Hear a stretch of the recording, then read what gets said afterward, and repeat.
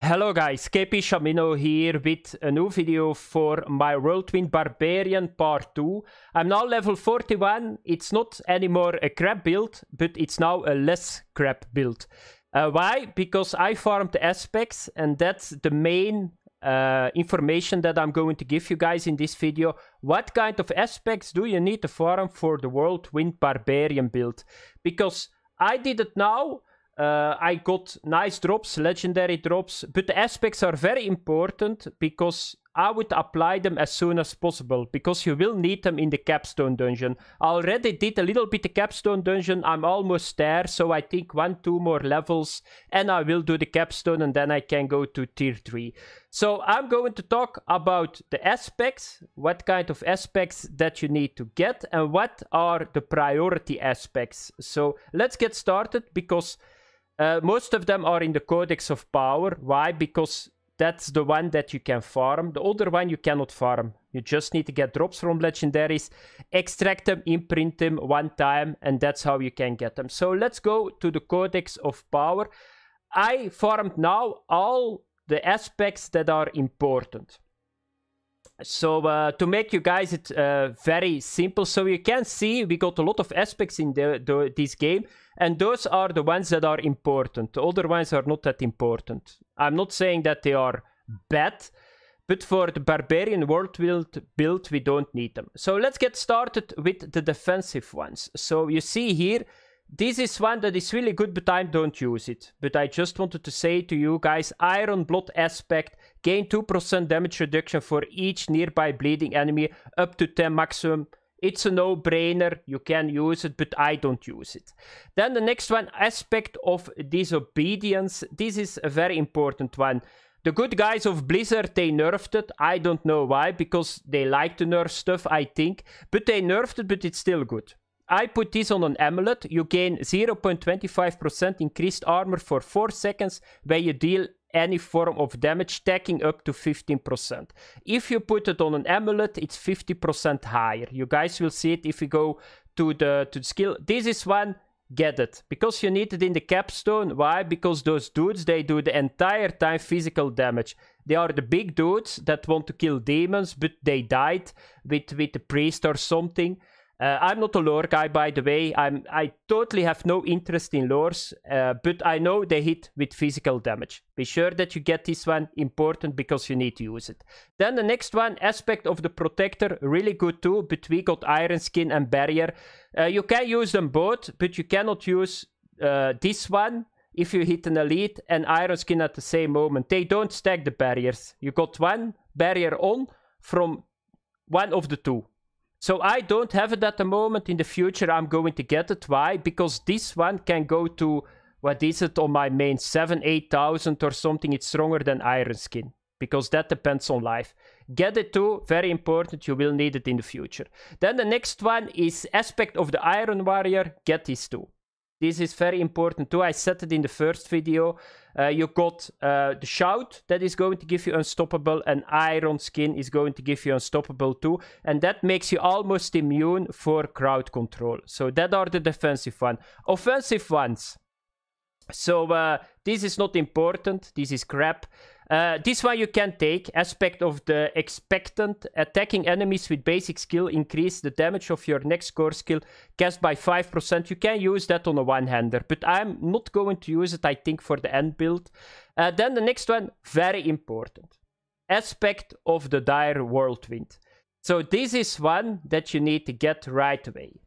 So if you find a legendary weapon and you salvage that legendary weapon, you will get the mats to imprint one aspect on your weapon. This is prio number 1. Do it on your two-handed. I'm doing it on the two-handed mace. Why? Because two-handers double the amount of the aspect. So that means Whirlwind critical strike chance is increased by 6. So 6. For each second it's channel up to 9. That means 18. That's big. Critical strike chance. So you will get 20% more critical strike chance. Your DPS will go a lot higher and you will feel the difference. You were probably hitting like that you didn't do damage. If you get this one, you will do a lot of more damage. If you find this one and you got the maximum roll, that's how much is it? I think 6 on 18 or something. It's a lot more. So prio number 1. Then this one, Aspect of the Berserk Ripping. It's very good too. I'm probably going to use it later on. No, this is not good. Ignore this. You can use this if you don't use a two-handed sword expertise. But otherwise you don't need to use it, because it's very hard at this stage to keep berserking up. Then the next one, this is really important. Edge Master Aspect. So skill deals up to 10% increased damage based on your available primary resource when cast, receiving the maximum benefit while you have full primary resource. This is the 3rd best DPS booster for Whirlwind. I put it now, I think, on what did I put it? On my chest or something. Why? Because I didn't have the mats for another weapon. I only had 1 legendary drop weapon, so I had only mats when salvaged to do the Whirlwind one. Otherwise, I will probably put it on the one-hander. So, but be sure, this is very good. Be sure that you get it. 3rd best DPS booster for Whirlwind. Then resources. This is the one that you get from the season. So if you do chapter 2, I told it in the first video, Bold Chieftain, just get it. To chapter 2, you push U, and then you can push on the chapters, and you just need to do it. Then the next one, your shout skills generate 230 per second while active.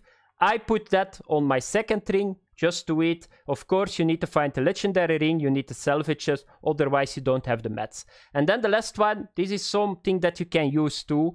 So restore 1 of your primary resources when you crowd control an enemy.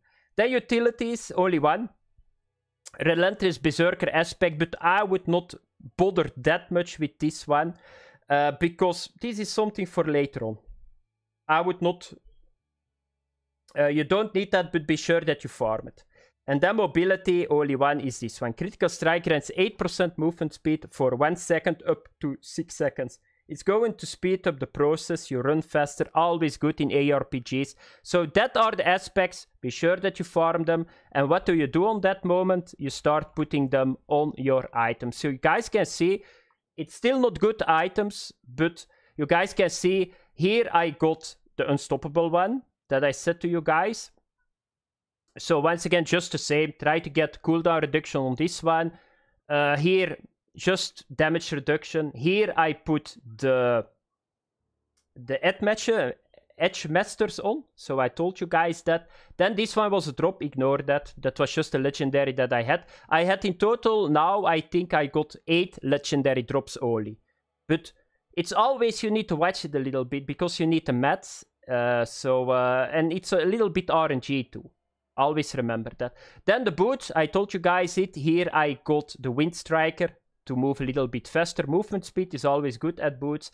The amulet, I got here this obedience on it. So you can see it here. Here it's 0.38%. It can go to 22% more armor. That's a lot. So I'm only getting with this aspect 500 armor more, and armor is very good.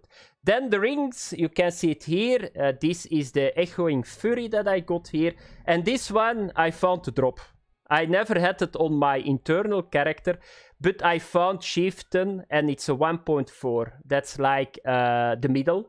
So you got 1.4 and 1.9. So that's just the same then with that... These I already got in part 1. So that's the setup. Then for the weapons. So be sure to get a mace. And I'm going now to talk a little bit about the stats, because now they're starting to become important. So what are the stats that you want on your weapons? So first of all, vulnerable is a very good stat. Core skill damage is a very good stat. Damage to bleeding enemies is a very good stat. And then critical strike damage is a very good stat too. So always try to search for those things. And I think damage to close enemies is a good stat too. So that are the 5. If you find a weapon that got all 3 of them, and later on all 4 of them, keep them. So you guys can see here I'm vulnerable damage, core skill damage. I got here the dire whirlwind on it. You can see it here. So it's 680 now. It's double. Then on this one, it's just one that I found. This weapon, I didn't put the aspect on it. This is my other sword, 2 swords once again. And here you got the 2-handed sword. So that's it for the setup. So be sure, expertise, just the same still. I'm using 2-handed sword. I put it on my Whirlwind with S. I put my 2-handed one-handers, 2 one-handed swords for fury generation on this one. And my 2-handed mace is more a stat stick and of course for the aspect. That's what you need to get. Another thing, I will show you guys really quick the build. I'm going a little bit faster. If you want to go a little bit more into depth, just check part 1. I'm not going to do every time over again the same thing. This was more an aspect. So did I change a lot? Not that much. So lunging strike, go to here, combat lunging strike. I put all the points that I have in Whirlwind. This is very good always if you find that. A plus to Whirlwind. You can boost that I think to 4. It's a very good TPS booster. Ranks of Whirlwind, if you got a plus on that, just do it. Very, very good. So we go to here, we take 3 points pressure point. Then we take this now too. So 2 points, more life, why not? Then we take Rallying Cry, you come to here, Tactical Rallying Cry. Still Iron Skin with aspect, immune, we get unstoppable, immune against CC. This is a healer. Challenge Shout, you take this, then we take Warcry, you go to here, then you take this, 3 points here, and 1 point here, because I didn't have more points. Then you come over here, you take this one, they nerfed this a little bit, but you can still put slow on healthy enemies, so you can do on healthy enemies with this, still 9% more critical strike. You take 3, 1, 1 point here, then you take 3 points here, and then you take this.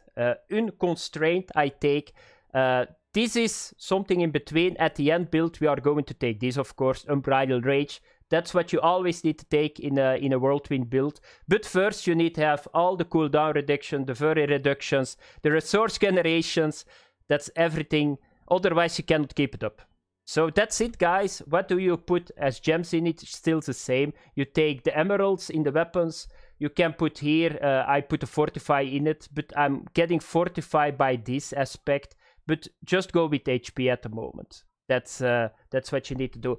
And we are back at the Forsaken Quarry. So I'm going to show you guys now the difference with the build in part 1. That was 32, and the build in part 2 that is 41. Just to show you guys the difference, what aspects are doing, and just, yeah, make the build a little bit better. So you guys will see right away the difference, because the enemies are just the same. They are at my level, but you will see right away what the difference is. So now we are starting to play. Do you see this? So it's a little bit less crap at the moment. There is still some improvements, but you see the yellow numbers coming. And that means that the build is getting a lot of more pace than in the first video.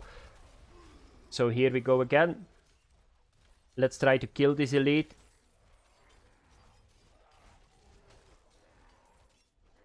So here we go. That was 1001. I'm still going to pick up the rares. You guys probably think, take the shrine, idiot. You're correct. I forgot about the shrine. If I took it, the elite was now already a long time dead. But you guys can see the difference. It's still shit on single targets, but that will be the case the entire time.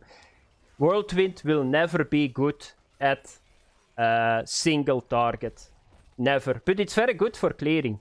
And in this game you can switch really quick around to a build that is doing a lot of more single damage. So that's not really a problem. It's not Path of Exile that I need to buy 200 regrets to remake my build. But you guys can see this is a difference. So if you compare it with part 1 and part 2, you guys can see it. It's getting pace the build.